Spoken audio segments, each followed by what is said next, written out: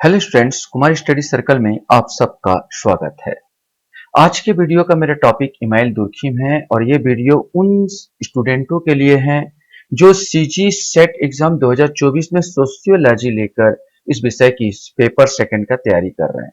और ये वीडियो उनके लिए भी है जो नेट एग्जाम दे रहे हैं और नेट एग्जाम जो हर 6 महीने में निकलता है, उन विद्यार्थियों के लिए भी ये इम्पोर्टेंट होने वाला है। मैं आज इमाइल दुर्खिम के बारे में थोड़ी सी जानकारी देंगे। पहला वीडियो रहेगा इमाइल दुर्खिम के बारे में, फिर लाइन से मैं आपको बताता चला जाऊंगा।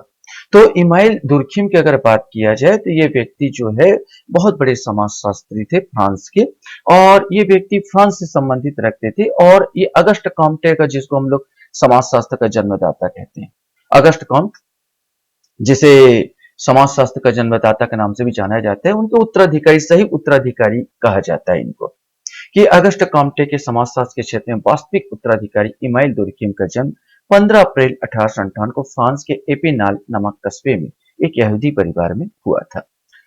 1893 में दुर्खिम ने पेरिस विश्वविद्यालय में division of labour in society नामक विषय पर पीएचडी की। ये इनकी पहली पुस्तक थी, the division of labour in society. यद्यपि एडम स्मिथ से काफी प्रभावित थे। एडम स्मिथ ने यह जो डिवीजन हुआ, लेबर जो डिवीजन है, यह आर्थिक उन्नति के लिए बताया था। और इन्होंने कहा कि वास्तव में द डिवीजन ऑफ लेबर जो है, जो होता है, जो श्रम का विभाजन है, यह श्रम विभाजन न केवल आर्थिक उन्नति के लिए है बल्कि सामाजिक एकता के लिए भी बहुत जरूरी है। तो ये इनकी नई खोज थी। 1893 में दुर्खिम ने एक समाजशास्त्री पत्रिका का संपादन किया। इस पत्रिका से दुर्खिम को समाजशास्त्र का विज्ञान के रूप में विकसित करने में अत्यधिक सहायता मिली। वरना इसे सामाजिक विज्ञान कहा जाता है और ये इनको समाजशास्त्र के एक विज्ञान के रूप में प्रतिष्ठित करना चाहते हैं। तो एक पत्रिका जो निकाला गया 1898 में, समाजशास्त्र की पत्रिका, पहली पत्रिका बोल सकते हैं। प्रथम विश्व युद्ध के समय फ्रांसीसियों को पत्र नामक शीर्षक से अपने देशवासियों के देश के लिए मर मिटने के लिए प्रेरित करने के लिए पत्र लिखा इन्होंने। और वो चाहते थे अधिक से अधिक फ्रांसीसी प्रथम विश्व युद्ध में भाग ले।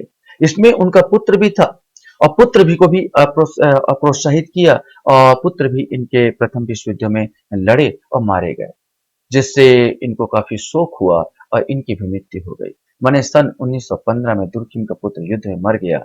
पुत्र शोक से पीड़ित प्रोफेसर दुर्खिम को 15 नवंबर 1917 को मृत्यु हो गई।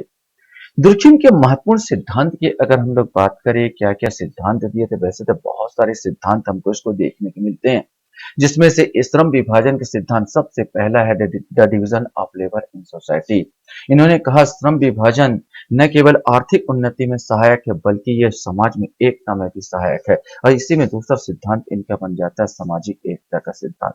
ये सामाजिक एकता का सिद्धांत किस प्रकार आता है और कैसे आता है, मैं आपको बता देना चाहता हूं। आपके जितने क्वेश्चन है प्राय इस सिद्धांतों के नाम से ही पूछे जा सकते हैं।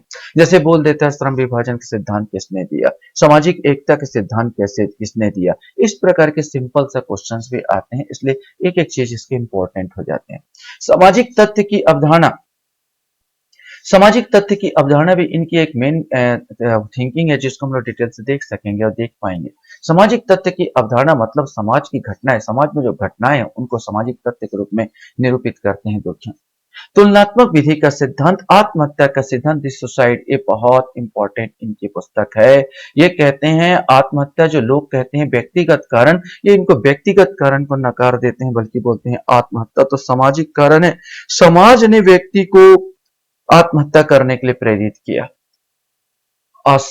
इन्होंने जो स्वार्थ में आत्महत्या, अस्वार्थ में आत्महत्या, असामाजिक माने अचानक जो हो जाता है ऐसे आत्महत्या, तो इसमें 3 भागों में इन्होंने आत्महत्या के सिद्धांत को देने की कोशिश की थी। धर्म का समाजशास्त्र भी अगर देखा जाए तो दुर्खिम का धर्म का समाजशास्त्र भी बहुत इंपॉर्टेंट है। वो पहले अरुंटा जनजाति को लेकर धर्म के समाजशास्त्र की व्याख्या की थी और उन्होंने elementary forms of religious life करके इनकी पुस्तक आती है। उसमें बताया था धर्म का समाजशास्त्र क्या है, और अरुणा जनजाति को लेकर उन्होंने धर्म कहा। धर्म जो आज देखते हैं वो अलौकिक शक्ति पर, जैसे टाइलर कहता है अलौकिक शक्ति का सिद्धांत या अलौकिक शक्ति, धर्म अलौकिक शक्ति से संबंधित ये नकार देता है। ये कहता है धर्म वास्तव में सामूहिकता का ही नाम है। जब मनुष्य समूह में एक होता है तो एक शक्ति का अनुभव करता है, उसी को धर्म कहते हैं। डिटेल में हम आपको बताता चले जाऊंगा। प्रकार की अवधारणा, सामूहिक प्रतिनिधान का ये सबसे इंपॉर्टेंट क्वेश्चन पूछता है। सामूहिक प्रतिनिधान का सिद्धांत, ये सामूहिक प्रतिनिधान इसका क्या है, मैंने जो भी घटना देता है, ये दुर्खिम की एक थ्योरी की एक सबसे बड़ी कमजोरी बोल लूं, विशेषता बोल लूं, ये केवल समूह को ही महत्वपूर्ण मानता है। जैसे एक उंगली में काम करूंगा तो उंगली में टूट जाएगा, लेकिन एक उंगली को बांध लूं तो मुट्ठी बन जाता है, और एक उंगली जो होता है मुट्ठी बन जाता है, इसमें अजीब सी शक्ति है। वैसे इसी में समाज कहता है यार, समाज सामूहिकता नाम है, समूह में जो शक्ति होती है उसी को भगवान कह देता है। भगवान भगवान कोई चीज नहीं है। तो सामूहिक प्रतिनिधान की अवधारणा जोखिम का है। सामाजिक विकास का सिद्धांत दिया, नैतिकता का सिद्धांत दिया, अमूल्य का सिद्धांत दिया। इसमें से बहुत सारे क्वेश्चंस आपको देखने को मिलेंगे और उठते हैं। दुर्खिम के महत्वपूर्ण पुस्तक के बारे में बात कर लिया जाए तो ये भी क्वेश्चन पूछा जाता है। इनकी पुस्तकों का नाम है the division of labour in society, इसी पर इन्होंने पीएचडी किया था। सबसे इंपॉर्टेंट क्वेश्चन है। 1893 में इनकी पुस्तक आई थी the division of labour in society. फिर the rules of sociological method से आएगा, दस दिस सोसाइटी, ये भी बहुत फेमस पुस्तक है। The elementary forms of religious life, ये भी बहुत इंपॉर्टेंट क्वेश्चन है। एजुकेशन ऑफ सोशियोलॉजी और सोशियोलॉजिकल फिलोसफी, या इसमें से क्वेश्चंस आपसे बनते हैं कि the division of labour in society. कभी कभी ये भी पूछ लेता है कि किस सन में लिखी गई थी। तो ये 1893 में ये लिखी गई थी। इसकी पुस्तक the division of labour in society, the society, ये सब बहुत इंपॉर्टेंट क्वेश्चंस इसमें बनते हैं और पूछे जाते हैं।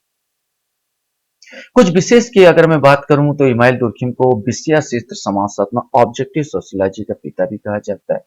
ये भी इंपॉर्टेंट है। दुर्खिम को शिक्षा का समाजशास्त्र, परिवार का समाजशास्त्र, कानून का समाजशास्त्र, राजनीति का समाजशास्त्र, धर्म का समाजशास्त्र, ज्ञान का समाजशास्त्र, सामाजिक व्याधिकी मतलब होता है सामाजिक रोग, सामाजिक व्याधिकी, सामाजिक रोग। अब सामाजिक रोग कौन सा होगा, ये जो अगर मैं भारतीय परिप्रेक्ष्य में देखूं तो दहेज दहेज प्रथा हो जाता है, बाल विवाह हो जाता है, बाल अपराध हो जाता है, श्वेत अपराध हो जाता है, भ्रष्टाचार होता है।